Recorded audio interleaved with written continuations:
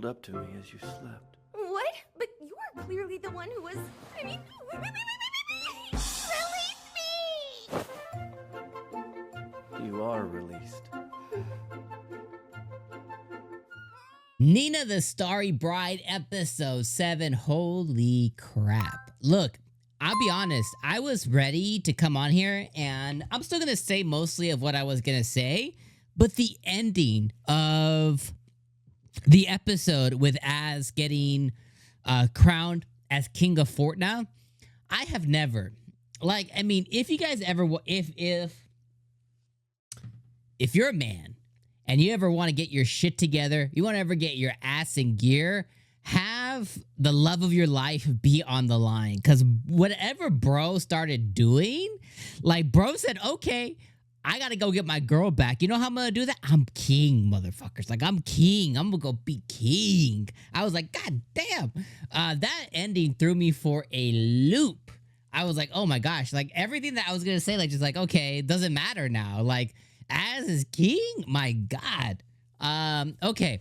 But yeah, I mean, like, seriously, you want to get your stuff together. You want to get inspired.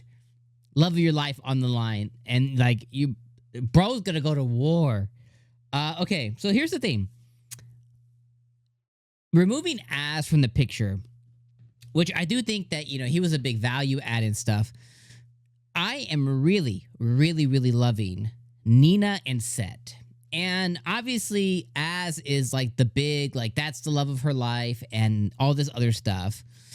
But I do think Nina could fall in love and learn to love Sett. Like, everything that he represents and all the things that he's done, nasty, vile, otherwise, have all been very strategic and or intentional.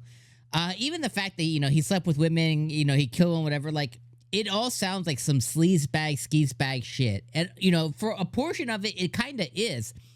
But he's doing it knowing that he's doing it, if that makes sense. Like, he wants to have a certain facade. He wants to have a certain image. Like, he's doing it very purposefully.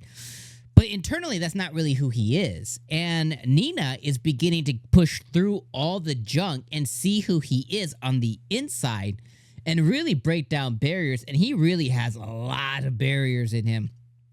And there's just something so unique and so special about, you know, I was married off to the villainess, or I was married off to the, you know, the killer of the East. And, you know, you had to break through that, and you finally see it happen. Like, there's a lot of just really good stuff. Like, there's a lot of, like, nougaty goodness under that chocolate, you know?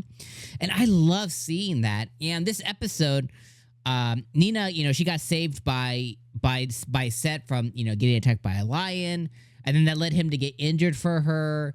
That led him into fighting the little lion cub or tiger cub or whatever, and she took him in, and that led them into sharing an intimate moment when they got back, you know, when they got back into safety, and her nursing him back to health kind of thing, and her seeing the facade that he has to put on in front of his people and in front of the land and all that stuff. Like, we got to see all of that, and we later got to see them in the room sharing intimate moments, and her saying that she couldn't fall asleep in a weird place, but she did. She kind of fell asleep. You know, she snuggled up to him, and him feeling warmth for the first time and seeing a flashback of when he was younger, and him in a dungeon, and God knows how he was raised, who he was raised by. Like, it's just so intriguing and so good. And I love seeing these two legitimate, really polar opposites, right? Innocence, goodness, and viciousness and tactility out of necessity kind of like come together.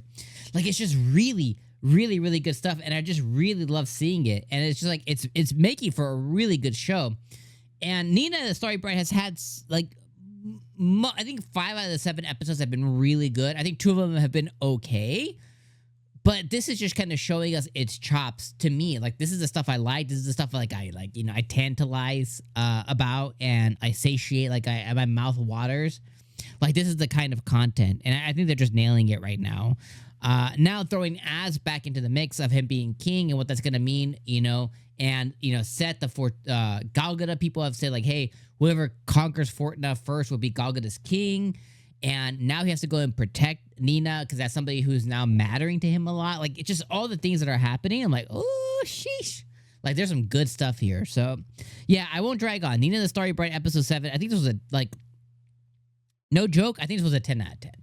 Like, I think this was a 10 out of 10 episode. I was at the edge of my seat. I was enjoying the content. The twist at the end was really good. And the twist at the end was really unexpected, and it got me to go aghast. I was like, oh my God. Like, all of it was just really, really well done. So yeah, 10 out of 10. Reviewer hat, fan hat. Like, you know, I think there's 2 different hats I wear. There's one's like I'm a fan of the show, and one's like, here's my reviewer being like, you know, really like critical. Both agree. 10 out of 10, I think. So yeah, Nina the Starry Bride, episode 7, fantastic. Can't wait to see more. I can't wait to see what happens next week. So I'll see you guys then. Also, I watched the dub. The dub is very, very good. All right, I'll see you guys next week. Peace.